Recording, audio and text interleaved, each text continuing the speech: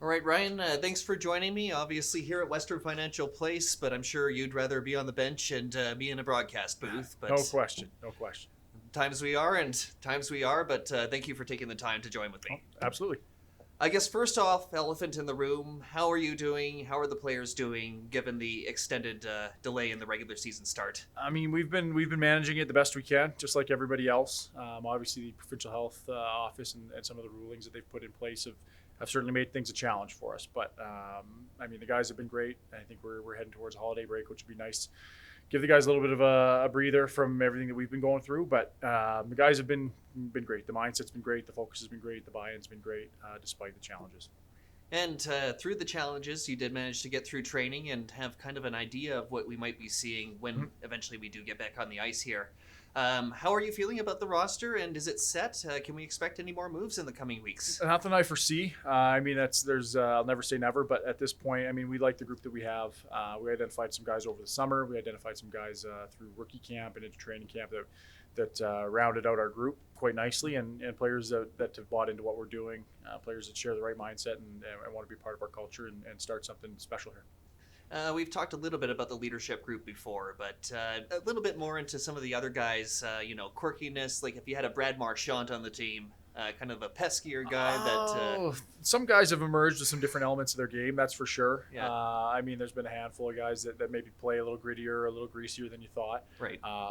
And when guys are making jump from one level to the next, usually some new elements of their game kind of emerge, and it's been fun to see kind of guys making the jump. Some of the hurdles, whether it's the size, the speed, the physicality, the normal, I guess, hurdles that come with each jump that you make. But guys have slowly evolved too and carved out some new roles for themselves.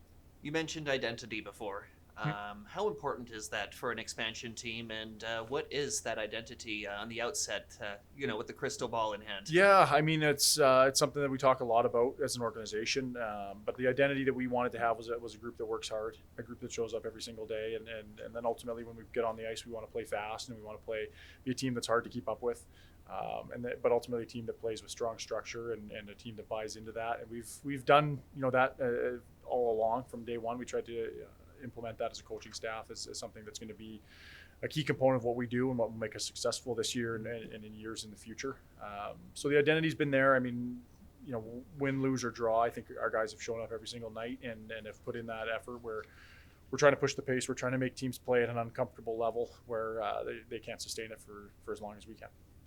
A little bit about yourself so the fans can get to know you. Sure. We've haven't got to see you too much, obviously, without the Bucks getting into the community much, given the health restrictions. But I guess a little bit about your hockey journey and what the game has meant to you personally, and maybe your earliest memories with hockey. Oh, getting out on a little backyard rink, family and friends' house is certainly one of them. Kind of getting your start and just figuring out the game a little bit and skating and I mean, hockey's been my big part of my life for sure. It's taken me a lot of different places, a lot of different cities, a lot of different teammates, a lot of different coaches as well, and it's kind of led me on this journey into coaching, which has been great. It's been rewarding. It's kind of been the next phase after I retired as a player to figure out what that next journey was going to be for myself, and coaching presented itself as an opportunity and something I kind of kicked around in my head a little bit. I'd always took pride in being a leader on teams that I was on. Vocal leader, leading through your actions as well, and I kind of parlayed that over to coaching pretty well, and it was kind of a natural segue for me to move into that, and just kind of been trusting my gut a little bit with it. It's taken me a lot of cool places, different parts of the world and different leagues, and it's starting to, I guess, hone my craft as a coach, just like I did as a player.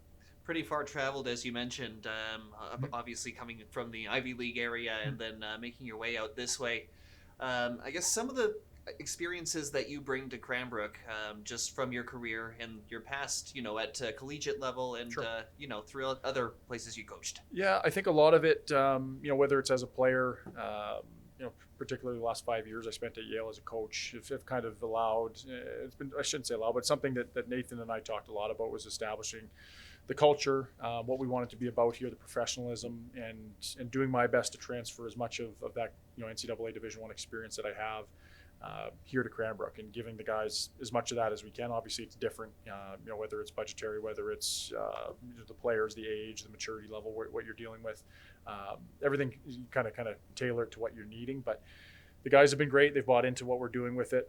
Whether it's video, whether it's our daily schedule with working out, and skating, and skills, and we've kind of given them as much as we can that I think that they can handle, and ultimately to prepare them for when they're done here, when their career gives them the next opportunity, whether it's college hockey and onward to professional hockey, things like that, where we've planted some of those seeds here in Cranbrook that are going to help them to succeed when they move on. Speaking of Cranbrook, I know it's a place that you were familiar with before you took the job out here. I guess how much of a role did that play in you taking this job, and what else kind of enticed you to become the first Bucks coach? Oh, I think it was a big part, honestly, and knowing this community, knowing this area, knowing how this could weave into the BCHL and be a premier destination for players that want to come. The facility here is one of the best in our league, between the locker room, the weight room, the facilities that we have downstairs, and then on to obviously the upgrades and everything that they've done here to make this building one of the best in our league. So when you're putting those things into consideration, recruiting players and wanting to be able to put a product on the ice here in Cranbrook that our town, our community is proud of, and ultimately gives players an opportunity to develop and grow and move on to the next stage of their career. And then you start chasing it down a little bit and start talking with Nathan, understanding the vision that he had for this organization and what it could mean to this community. And it just kind of the boxes kept getting checked, and it was something that as a coach, as a young coach, I wanted to find my voice as a head coach. It's something that I've dreamt of doing. Once you kind of get into this as a career, I wanted to kind of learn the ropes in a different role, and this was a great opportunity for me to do it. Obviously, moving into the key city at strange times, and I'm sure not as easy to get acquainted in the community as you would like, given restrictions on pretty much every facet of life right now. But how have you been adjusting, and how is Cranbrook treating you? It's been great. No issues at all. You can't hit the nail on the head. It's been different. We've got two young girls that are facing some of those challenges too. They're getting into school and they're doing some of the things, but they haven't necessarily unpacked as much as they'd like to, just based off of restrictions with group sizes and events and things that are going on. But it's been awesome. It's Nathan and I chatted a lot, and we both have young families with young kids, and it's a great area to have them. To experience a lot. You can be on the frozen lakes here in the wintertime. You can be in the mountains. You can go skiing. There's a lot of outdoors pursuits for them to do, but also you're in a small town where people look after one another in a different way too. So it's been great. Obviously, as you alluded to, it's tough. Fans and spectators haven't had the same opportunity to come in here and get to know our team at the same level, but we'll get there someday. Right, and you mentioned it there too. Young family myself, just really enjoying the area. With them, and how have they taken to it? They've been great. It's something we find. It seems like we find something new every week or two, driving around, or do something different, go to different parks and different recreation areas, and from top to bottom, it's been great. So back to the team a little bit. As an expansion team, we kind of talked about the identity that they have going forward, but just how it feels, to be at the helm, like the first coach of this franchise. What that kind of means to you personally. When you say it like that, it sounds like a lot. It's it's been something that's been kind of an ongoing process. Honestly, we have a lot of conversations organizationally about the steps that we're making and things that we need to be doing. Taking a look at it from the summertime and coming in here, it was excited about laying the groundwork for what our culture was going to be, what we were going to be about as a hockey team once you get on the ice, and now kind of unpacking the other elements of it too, where you're dealing with these young men off the ice and helping them through different challenges and things in their own lives, and trying to equip them for later in their life.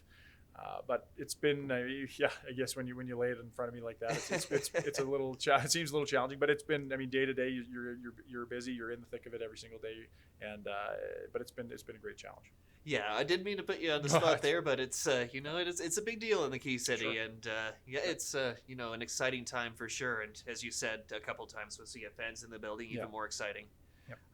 Holiday break now. Any plans? Certainly smaller scale than they were originally going to be. I hear you there. No, but we're excited. Like I kind of alluded to, there's a lot to do here. There's a lot to see, a lot of things you can do out and get fresh air where you're not as limited and don't have to be inside as much. But try to enjoy as much as we can of the local area for sure. My wife and our two girls, and might not be the traditional big family gatherings and lots of travel and stuff like that. But I think in its own way, it can be nice. All right. Well, best of luck over the holiday break as the roster keeps coming together, and as we get over closer to hopefully resumption of the regular season. For sure. But and thank you for taking the time Of too, course. Ryan. Thank you.